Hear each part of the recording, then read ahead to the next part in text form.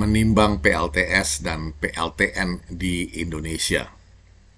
Teknologi PLTS atau pembangkit listrik tenaga surya itu ditemukan pada tahun 1839. Fisikawan asal Perancis Edmond Becquerel menemukan efek fotovoltaik saat melakukan eksperimen dengan sel yang terbuat dari elektroda logam dan selarutan konduktor. Dalam eksperimen tersebut, Edmond menemukan sebuah sel yang menghasilkan lebih banyak listrik ketika terkena cahaya. Kemudian pada tahun 1873, Willoughby Smith menemukan senyawa kimia. Selenium dapat berfungsi sebagai fotokonduktor berselang 3 tahun kemudian. William Greeley Adams dan Richard Evans Day menerapkan prinsip fotovoltaik yang ditemukan oleh Becquerel pada selenium. Mereka menemukan bahwa selenium sebenarnya bisa menghasilkan listrik saat terkena cahaya. Hampir 50 tahun setelah penemuan efek fotovoltaik pada tahun 1883, penemu Amerika Charles Fritz menciptakan panel surya selenium pertama dan berhasil menghasilkan listrik. Panel surya selenium ini adalah cikal bakal dari penggunaan silikon dalam panel surya modern. Di satu sisi, banyak fisikawan berperan dalam penemuan sel surya. Becquerel dikaitkan dengan pengungkapan potensi efek fotovoltaik dan Fritz dengan benar-benar menciptakan nenek moyang semua sel surya. Pada tahun 1905, Albert Einstein menerbitkan sebuah makalah tentang efek fotolistrik dan bagaimana cahaya membawa energi. Tulisan Einstein ini berhasil menarik banyak perhatian dan membuat penerimaan penggunaan energi surya di berbagai bidang. COP15 dan PLTS. Konferensi Perubahan Iklim Perserikatan Bangsa-Bangsa merupakan konferensi tahunan yang pertama kali diadakan di Berlin, Jerman, tahun 1995 sebagai pertemuan formal dari peserta UNFCCC, United Nations Framework Convention on Climate Change, yang juga disebut Conference of the Parties atau COP. COP21 dilaksanakan di Paris tahun 2015. Nah, dilansir dari situs UNFCCC, United Nations Framework Convention on Climate Change ini, berikut beberapa isi Paris Agreement COP15. 1. Berupaya membatasi kenaikan suhu global sampai di angka minimum 1,5 derajat Celcius dan di bawah 2 derajat Celcius untuk tingkat pra-industri. 2. Mengurangi tingkat emisi gas rumah kaca dan aktivitas serupa guna meminimalkan emisi gas serta mencapai target emisi net zero atau nol bersih. 3. Seluruh negara wajib memiliki dan menerapkan target pengurangan emisinya. Target ini akan ditinjau tiap 5 tahun sekali agar meningkatkan ambisi pengentasan perubahan iklim. 4. Negara maju membantu negara miskin dalam pendanaan atau pembiayaan iklim, mendukung implementasi energi terbarukan yang lebih efektif, serta beradaptasi dengan perubahan iklim. Paris Agreement 15 atau COP15 ini disetujui atau ditandatangani oleh Indonesia di markas PBB New York pada tanggal 22 April 2016. Kemudian telah diratifikasi oleh Indonesia melalui Undang-Undang Nomor 16 Tahun 2016 tentang pengesahan Paris Agreement to the United Nations Framework Convention on Climate Change. Khusus menyangkut butir 2 dan 3 di atas, maka Indonesia telah menjabarkan dalam komitmen NDC, Nationally Determined Contribution, untuk mencapai penurunan emisi 29% pada 2030 dan selambat-lambatnya net zero emission pada tahun 2060. Bisa dipercepat tahun 2050. Untuk mewujudkan program tersebut, perlu dukungan teknologi dan investasi. Teknologi yang dimaksud antara lain adalah teknologi energi yang ramah lingkungan atau energi hijau.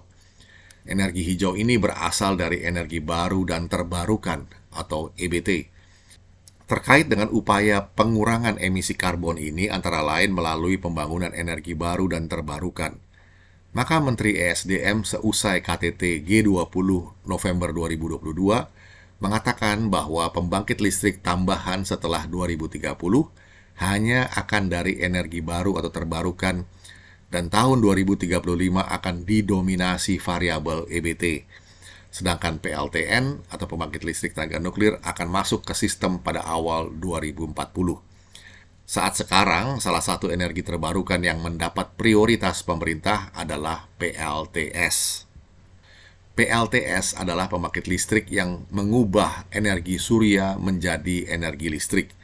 Pembangkitan listrik dengan energi surya dapat dilakukan secara langsung menggunakan fotovoltaik, atau secara tidak langsung dengan pemusatan energi surya.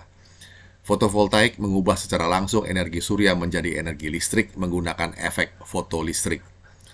Komponen utama di dalam pembangkit listrik tenaga surya meliputi modul surya, inverter, dan baterai listrik. Sistem pembangkit listrik tenaga surya terbagi menjadi sistem terhubung jala listrik, sistem tidak terhubung jala listrik, sistem tersebar, sistem terpusat, dan sistem hibrida. Masing-masing jenis sistem mempunyai kondisi penerapannya tersendiri. Proses pembangkitan energi listrik menggunakan energi surya bersifat melimpah di daerah yang disinari matahari sepanjang tahun.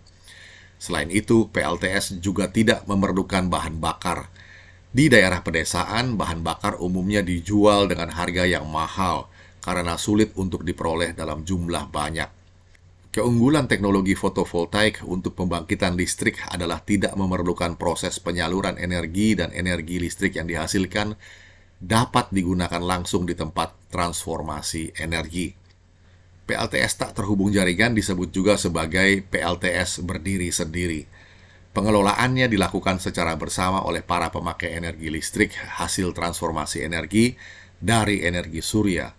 PLTS beroperasi secara mandiri tanpa terhubung dengan jaringan listrik. Penyimpanan energi listriknya menggunakan baterai. Sistem pemusatan energi surya menggunakan lensa atau cermin dan sistem pelacak untuk memfokuskan energi matahari dari luasan area tertentu ke satu titik. Panas yang terkonsentrasikan lalu digunakan sebagai sumber panas untuk pembangkitan listrik biasa yang memanfaatkan panas untuk menggerakkan generator. Sistem cermin parabola, lensa reflektor Fresnel, dan menara surya adalah teknologi yang paling banyak digunakan. Surya Bendungan Jatibarang. Lompatan besar menuju penggunaan PLTS seperti yang digunakan sekarang ini berasal dari temuan Bell Labs pada tahun 1954. 3 ilmuwan Bell Labs, yakni Daryl Chapin, Calvin Fuller, dan Gerald Pearson menciptakan PLTS yang lebih praktis dengan penggunaan silikon. Keuntungan PLTS dengan silikon adalah efisiensi yang lebih baik dan jumlahnya tidak terbatas di alam bila dibandingkan dengan selenium. Popularitas PLTS seiring berkembangnya penjelajahan di ruang angkasa, PLTS pun digunakan untuk memberi daya pada berbagai bagian pesawat ruang angkasa sepanjang akhir 1950-an dan 1960-an. PLTS pertama kali digunakan pada satelit Vanguard 1 pada tahun 1958, diikuti oleh Vanguard kedua, Explorer 3, dan Sputnik 3. Pada tahun 1964, NASA kemudian meluncurkan satelit Nimbus yang beroperasi sepenuhnya pada susunan panel surya fotovoltaik 470 watt. PLTS sudah banyak tersebar luas di berbagai daerah di Indonesia. Hal ini untuk memenuhi target pemerintah terhadap bauran energi baru dan terbarukan atau EBT sebesar 23% sampai di tahun 2025. Pasalnya saat ini masih banyak potensi energi surya yang belum termanfaatkan. Potensi pembangkitan listrik yang berasal dari tenaga surya di Indonesia hanya sekitar 207,8 gigawatt peak, dan serapannya baru sekitar 0,15 megawatt peak atau setara dengan 0,23%. Oleh karena itu, pemerintah menargetkan penggunaan PLTS sebesar 908 megawatt peak sampai tahun 2009. Dalam mencapai target PLTS tersebut, saat ini semakin banyak PLTS besar yang tersebar di berbagai daerah di Indonesia. Berikut ini 4 lokasi PLTS terbesar di Indonesia, yaitu 1. PLTS Likupang.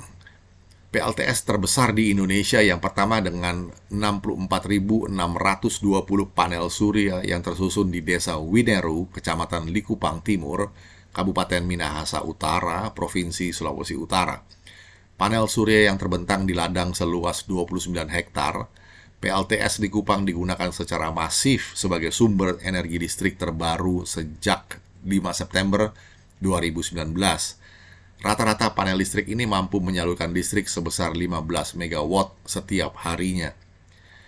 PLTS Likupang dapat dianggap menjadi salah satu PLTS terbesar di Indonesia karena mampu mendukung sistem jaringan listrik dari perusahaan listrik negara atau PLN di kawasan Sulawesi Utara, Gorontalo. Sistem produksi listrik PLTS Likupang terhubung langsung jaringan listrik milik PLN secara online tanpa baterai. PLTS Likupang dibangun sejak adanya Power Purchase Agreement atau PPA pada akhir 2017 dan memakan waktu pembangunan sekitar 1,5 tahun dan total biaya investasi mencapai 29,2 juta US dollar. PLTS raksasa ini sudah dilengkapi dengan 120 buah Airy Box, 24 set inverter, serta 6 PV box dengan sistem kontrak jual beli listrik yang berlaku hingga 20 tahun ke depan. Kontrak jual beli listrik tersebut diketahui menggunakan skema Build, Own, Operate, Transfer (BOOT). Yang kedua, PLTS Oil Puah. PLTS terbesar di Indonesia lainnya adalah PLTS Oil Puah dengan kapasitas sebesar 5 megawatt. PLTS milik PT Lembaga Elektronik Nasional atau PT LEN tersebut membantu PLTN mengatasi defisit di sistem Timor, di mana terdapat pemadaman listrik selama siang hari. Pemadaman bergilir tersebut bisa diatasi sejak akhir Desember 2016 lalu yang menjadi awal beroperasinya PLTS ini. Ribuan panel surya terbentang di atas lahan seluas 7,5 hektar, di mana satu unit panel mampu menghasilkan listrik sekitar 230 watt. Energi ini bisa dijual kembali ke pihak PLN dengan harga 25 sen dolar per kWh dengan waktu kontrak selama 20 tahun. PLTS Oil Puah tidak memerlukan biaya operasional yang besar layaknya diesel yang membutuhkan ribuan liter solar untuk melistriki daerah NTT. PLTS Oil Puah beroperasi dari jam 7.30 sampai jam 17 WITA setiap harinya dengan rata-rata produksi sekitar 3-4 megawatt. 3. PLTS CCA atau Coca-Cola Amatil. PLTS terbesar lainnya di Indonesia adalah PLTS Coca-Cola Amatil. PLTS atap CCA memiliki area seluas 72.000 meter persegi di Cikarang, Jawa Barat dan akan menghasilkan tenaga surya 7,13 megawatt peak saat kapasitas puncak pada siang hari atau 9,6 juta kilowatt hour (kWh) per tahun. Investasi awalnya sebesar 87 miliar rupiah. Keempat, PLTS Waduk Cirata. Proyek pembangunan PLTS terapung Cirata merupakan hasil dari kerjasama dengan perusahaan asal Abu Dhabi, Uni Emirat Arab, Masdar dengan PT Pembangkit Jawa Bali, PT PJB, anak perusahaan PT PLN. Kerjasama tersebut ditandatangani pada tanggal 12 Januari 2020 lalu di Abu Dhabi. Nilai investasinya mencapai angka 129 juta US dollar dengan harga jual beli listrik yang telah disepakati sebesar 5,82 sen dolar untuk hitungan per kWh. Selain nilai proyek yang besar, waduk ini bakalan dibangun di atas lahan hampir 240 hektar dan target konstruksi yang ditetapkan selama 16 bulan. PLTS Waduk Cirata adalah PLTS terapung terbesar di Asia Tenggara. Kapasitasnya 145 megawatt. Kapasitas itu lebih besar dari PLTS Cadiz Solar Power Plant Filipina dengan kapasitas 132,5 megawatt. Di sisi lain, perusahaan pengembang PLTS Quantum Power Asia menyatakan kesediaannya untuk berinvestasi dalam proyek PLTS berskala besar di Ibu Kota Negara Nusantara atau IKN yang terletak di Kalimantan Timur. Adapun nilai investasi yang akan dikucurkan sebesar US dollar 7 miliar atau setara dengan 105 triliun dengan kurs Rp15.000 per 1 dolar Amerika. Kelebihan PLTS. Langkah memberdayakan Nusantara melalui energi bersih merupakan bentuk aksi sesuai prinsip utama kuantum, yaitu Indonesia First, kata Simon G. Bell, Managing Director dan CEO Quantum saat mengunjungi IKN pada tanggal 31 Mei 2023 bersama Menteri Koordinator Bidang Kemaritiman dan Investasi Bapak Luhut Binsar Panjaitan dan Menteri PUPR Basuki Hadi Mulyono. Berdasarkan Global Energy Monitor, kapasitas pembangkit listrik tenaga surya PLTS yang beroperasi di dunia mencapai 365.997 MW hingga Januari 2023. Sementara kapasitas PLTS yang masih dalam pembangunan sebesar 172.224 MW. China menjadi negara dengan kapasitas PLTS terbesar di dunia pada saat ini, mencapai 175.767 MW. Amerika Serikat dengan urutan kedua sebesar 50.147 MW. Urutan ketiga ditempati India sebesar 37.820 MW. Vietnam sebesar 12.300 MW. Meksiko sebesar 12.119 MW. Jepang 8.434 MW. Sementara Australia dan Spanyol masing-masing sebesar 7.840 MW dan 6.220 MW. Kelebihan PLTS yang menjadi daya tariknya adalah sebagai berikut. 1. Energi melimpah. Kelebihan pembangkit listrik tenaga surya terpenting adalah energi yang dihasilkan didapat dari sumber yang berlimpah, yaitu matahari. Matahari tidak akan ada habisnya. Tidak seperti beberapa sumber energi lain, meski matahari akan tersedia setidaknya selama 5 miliar tahun ke depan. Kedua, mengurangi tagihan. Tagihan listrik bulanan akan turun atau minimal hanya membayar biaya beban bulanan. Bahkan bisa tidak sama sekali jika menggunakan PLTS off-grid. Ketiga, tambahan penghasilan. Ada kemungkinan untuk menerima pembayaran atas kelebihan energi yang dijual kembali ke jaringan PLN. Jika PLTS menghasilkan lebih banyak listrik daripada yang digunakan, maka dapat diekspor ke PLN. 4. Beragam keperluan. Energi matahari dapat digunakan untuk berbagai tujuan, baik untuk menghasilkan listrik atau panas, menghasilkan listrik di daerah yang tidak memiliki akses ke jaringan PLN, menyaring air dengan persediaan air bersih yang terbatas, dan untuk menggerakkan satelit di luar angkasa. Energi matahari juga dapat diintegrasikan ke dalam material yang digunakan untuk bangunan, seperti memasang panel surya di atap dan jendela. 5. Perawatan mudah. Sistem tenaga surya umumnya tidak membutuhkan banyak perawatan. Hanya perlu menjaganya tetap bersih dan membersihkannya beberapa kali dalam setahun. Selain itu, tidak ada bagian yang bergerak atau tidak akan ada keausan. Meskipun ada inverter yang biasanya menjadi bagian yang perlu diganti setelah 5-10 tahun karena terus bekerja merubah energi matahari menjadi listrik. Selain inverter, kabel juga perlu perawatan untuk memastikan sistem tenaga surya bekerja dengan efisiensi. 6. Teknologi terbaru.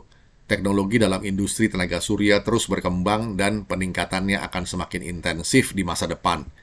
Inovasi dalam fisika kuantum dan nanoteknologi berpotensi dapat meningkatkan efektivitas panel surya dan bahkan dapat menggandakannya hingga 3 kali lipat dari input listrik panel surya.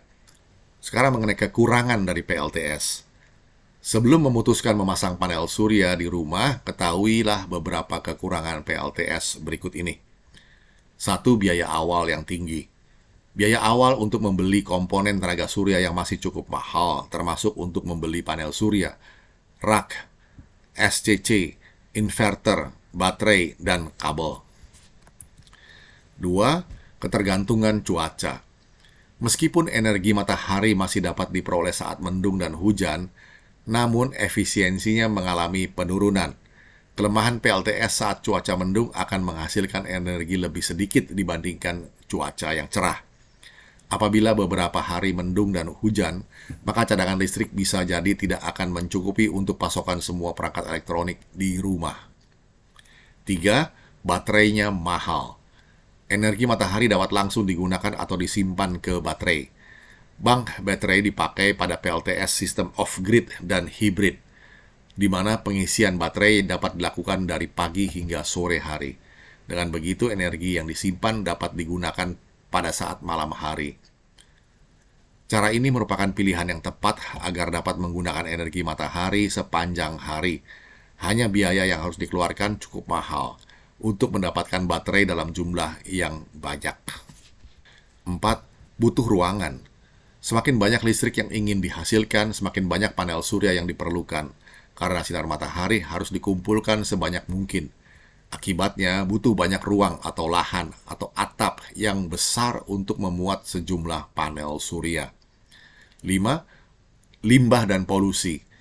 Meskipun polusi yang terkait dengan sistem energi matahari jauh lebih sedikit dibandingkan dengan sumber energi lain, ada beberapa bahan beracun yang berbahaya yang digunakan selama proses pembuatan panel surya. Secara tidak langsung, bahan tersebut dapat menciptakan limbah di kemudian hari. Namun demikian, polusi energi matahari jauh lebih sedikit dibandingkan dengan sumber energi alternatif lainnya. Perlu diketahui bahwa kelebihan dan kekurangan PLTS tersebut bersifat umum bagi semua sistem, baik on-grid, off-grid, dan hybrid, yang semuanya memiliki keunggulan dan kelemahannya masing-masing. Menghambat PLTN. Karena kebijakan pemerintah saat ini memberikan prioritas pada pembangunan PLTS, mengakibatkan pembangunan PLTN terus terhambat. Jika dibandingkan dengan negara-negara penghasil PLTS terbesar di dunia seperti China, AS, dan India dengan jumlah penduduk terbanyak di dunia, China itu nomor 1, India nomor 2, AS nomor 3. Di mana mereka juga saat ini sedang membangun PLTN. Di China ada 21 unit, India 8 unit, Amerika Serikat 1 unit. Di samping yang sedang beroperasi, Amerika Serikat 93 unit, China 55 unit, India 19 unit. Maka sebaiknya Indonesia dengan jumlah penduduk nomor 4 di dunia saat ini juga perlu diberikan pada pembangunan PLTN sebagai energi hijau, bukan terus dikorbankan karena kepentingan sepihak. Prioritas pembangunan PLTN perlu diwujudkan, karena Indonesia sudah siap dan telah memenuhi syarat. Jangan tunda lagi. Ada negara-negara yang bersedia membiayai pembangunan PLTN sampai 90%, sehingga tidak memberatkan APBN, seperti Rusia dengan Rosatom, yang sedang membangun PLTN di Turki 4 unit dan Bangladesh dengan 2 unit. Pada tahap awal bisa membangun PLTN terapung, di mana tongkangnya memiliki 2 unit dengan kapasitas kecil, masing-masing 35 MW, yang cocok untuk daerah-daerah kepulauan yang saat ini kebutuhan listriknya perlu prioritas. Pemerintah harus adil dan jujur bagi bangsa ini dalam memanfaatkan potensi dan kemampuan bangsa. Jangan pilih kasih demi kepentingan rakyat banyak dan rakyat kebanyakan. Demikian catatan dari Bapak Markus Wauran, kiranya bisa menjadi perspektif bagi kita. Kita jumpa lagi session berikutnya. Terima kasih.